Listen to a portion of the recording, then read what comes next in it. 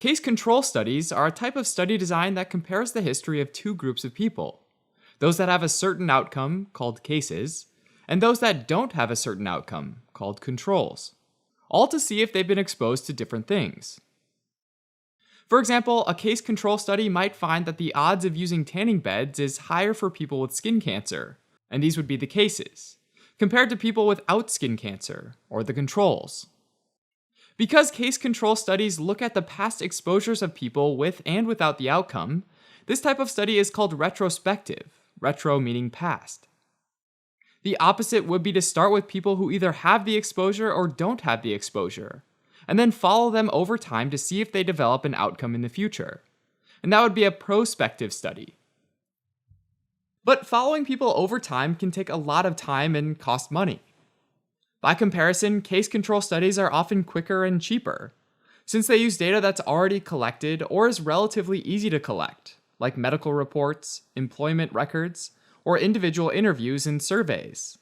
For example, researchers might interview a group of individuals with skin cancer and a group of individuals without skin cancer to see how many times they used tanning beds in the past 5 years, then compare the results.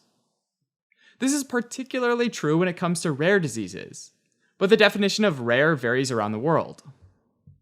For example, in the United States, 1 in 1,500 people is considered rare, but in Japan, 1 in 2,500 people is considered rare. Either way, it's easier to recruit individuals with rare diseases into a study, rather than start with a group of healthy individuals and wait to see who develops a rare disease in the future. For example, in the United States, you'd have to follow a group of 30,000 healthy individuals over time to identify 20 people who develop a rare disease.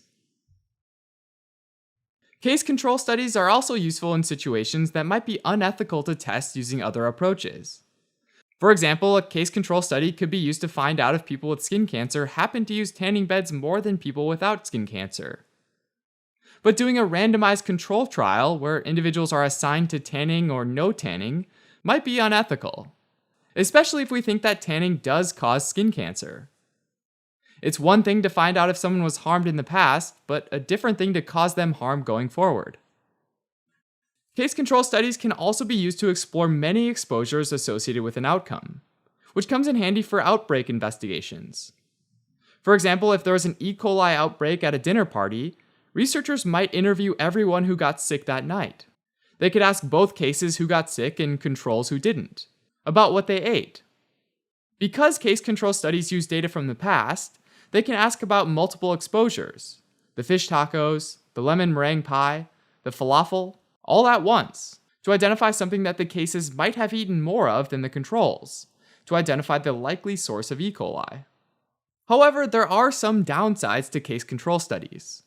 In particular, since the study relies on historical exposures, individuals might have a recall bias, meaning that they might overestimate or underestimate the exposure. For example, they might overestimate how often they go to the gym, and underestimate how often they pick their nose. The recall bias really becomes a problem when there's a long period of time between an exposure and the outcome, like when adults are asked to remember exposures that happened in their childhood. Oftentimes, individuals that are in the case group remember exposures differently than those that are in the control group.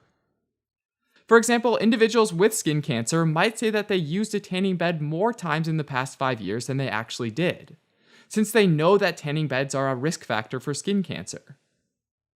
On the other hand, individuals without skin cancer might say that they used a tanning bed fewer times in the past 5 years than they actually did, simply because each visit blurs into the next and can be forgotten. In this example, the case group would have over-reporting of tanning bed use, and the control group would have under-reporting of tanning bed use, which will make it seem like tanning beds are more harmful than they actually are.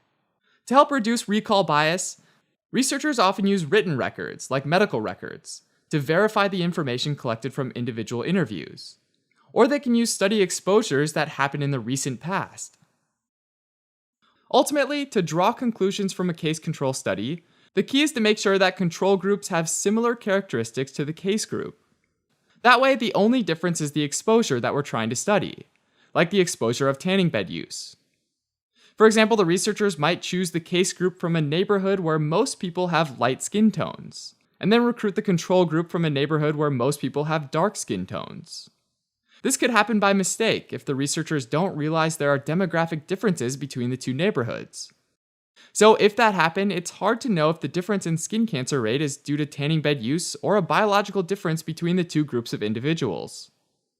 This is called selection bias, which happens when researchers choose two groups that aren't similar enough. So, your results don't necessarily reflect the real relationship between the outcome and the exposure.